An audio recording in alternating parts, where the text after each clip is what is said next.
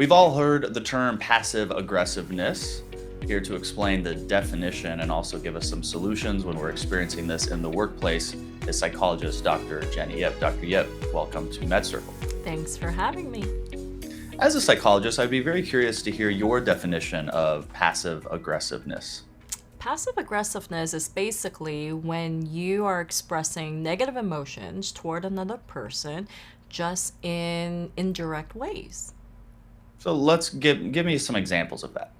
So you can express it in like passive hostility ways where you're kind of making backhanded remarks, or you're being sarcastic, you're basically teasing another person, but in a light-hearted way, supposedly, hmm or you could be purposefully procrastinating on a project because you're being resentful and you're not getting things done, or it could be you're being stubborn about certain aspects of your work and you're unwilling to be flexible for the sake of holding power and control over a situation or a person. Yeah. Now, when someone's behaving passive aggressively, it's almost like we know it when we see it or we know it when we feel it. But why would somebody behave that way? What causes the passive aggressiveness? Well, perhaps it's they have a difficult time dealing with confrontations Mm, or communicating in a more direct way for fear of repercussions, or it's just their way of exerting power and control indirectly, where they feel less able to do that if they were communicating in a more direct way. So if I'm in the workplace and I have a coworker who is taking her sweet time to get me that document that I need to finish the product or project, how do I properly address this with her? Well, I think it depends, number one, if she is really taking her sweet time and really responding in a passive aggressive way, or is it that she really is overwhelmed with Yeah. multiple different projects and just isn't able to get to the one that you need? So, first, it's, making sure that this situation really is a passive aggressive one. And if it is, then perhaps, you can ask, for a deadline, ask for a timeline, ask for a more specific time when this person can hand this project to you. And after you do that, if the problem persists, then it's time to be able to assertively state the problem. And when I say assertively state the problem, I mean, in a non-judgmental way, right? Because you don't want to go, "Ha, you're being passive aggressive." No, in a That's a little non-judgmental. passive aggressive Yes, too. I that mean, is a little passive aggressive yourself. In a non-judgmental way, in a non-blaming way, bring up the problem, letting the person know, hey, I see that you're having a rough time, getting this done. And, we really needed to turn this into the client by this date. And what can we do to make sure that this happens? mm, That is in a very non judgmental, solution focused, productive way. Whereas, if you're going to interact in a passive aggressive way yourself, then you're just contributing to the problem and even more sure. resentment and passive aggressive reactions from your coworker. I have some patience, contrary to popular belief, but I do. And if somebody has some passive aggressiveness towards me, I can handle a little bit of it. But if it's habitual passive aggressiveness, that's really tough for me to handle.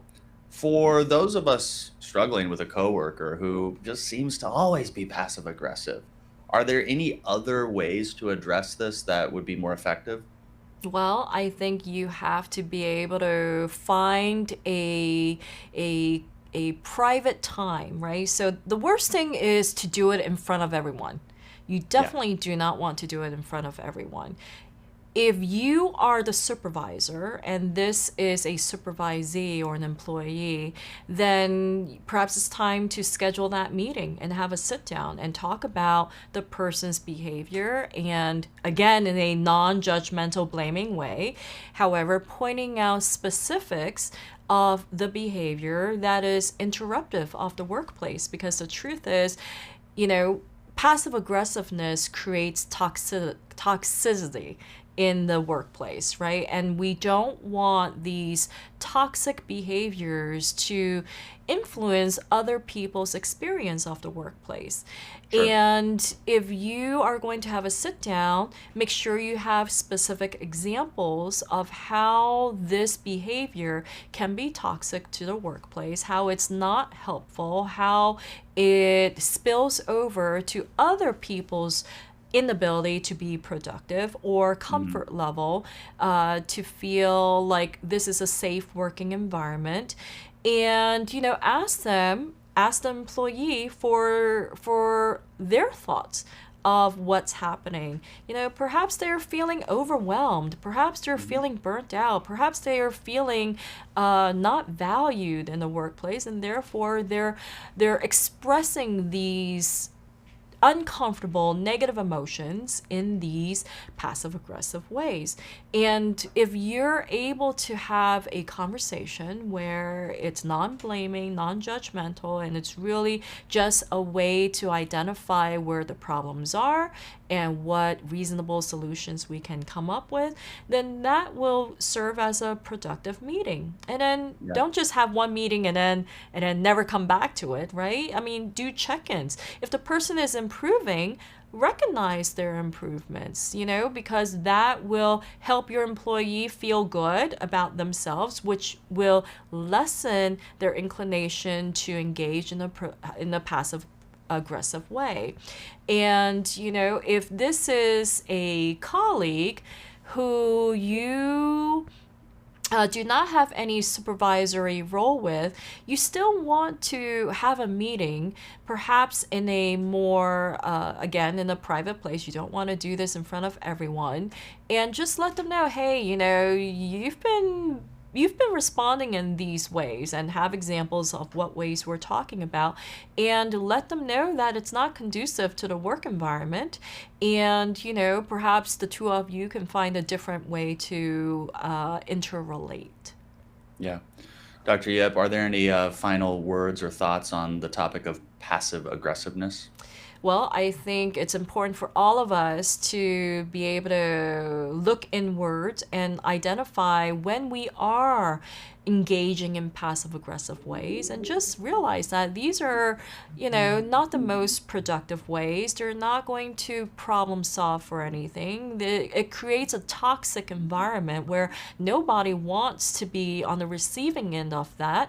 And, you don't get respect for being a passive aggressive communicator. So, if you're looking to find more of a balanced, productive working environment, then you have to do your part and communicate in a more transparent, non-judgmental, non-blaming way. Thank you, Dr. Yip, for your time. Appreciate it.